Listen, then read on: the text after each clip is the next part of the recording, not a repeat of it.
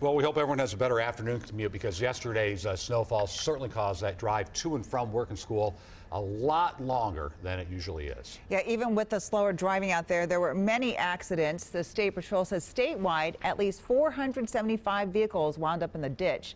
Nearly 563 others were involved in a crash, and more than 50 people were hurt.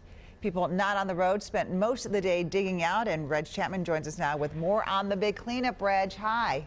How you doing, Amelia? Yesterday, that falling snow was so beautiful, it looked like we were living inside of a snow globe, but today is a totally different story. The big dig out is underway, and people were doing today everything they could to dig out from underneath nearly a foot of snow.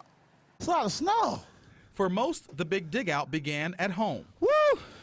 Back-breaking work. Clearing the front steps and sidewalks were the first challenge of the day. Others had to push snow out of the way for the brave people who navigated highways, roads, and streets to get to work. My game plan basically is 15 minutes or less, and it's about what I'm at right now. James Namey made it possible for people to find a snow-free parking spot. It took a while for lots to fill up because many had to deal with bumper-to-bumper traffic on slick and snow-packed roads. Slow.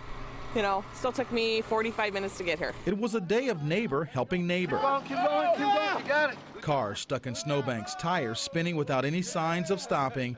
It can take several people to get you out of this jam. The snow and ice did a number on parked vehicles. Some looked like they've been buried in snow for days. Folks that did not heed the call for a snow emergency ended up here, the impound lot. I was working the close shift, so when I got home, the streets were both full on both sides, so I didn't know that it was going to get plowed in the morning. Too bad the snow plows can't help with sidewalks. If nothing else, the big dig out could be considered another outdoor sport for us hardy Minnesotans. Now, although the big dig out was tough, especially on my back, you didn't hear a lot of people complaining because after all, guys, we do live in Minnesota. Well, I'm glad to see that you got that done there, Reg. Did you get to the back? Or do you... I'm going to do that when I get done. All right. Thank you very much, Reg.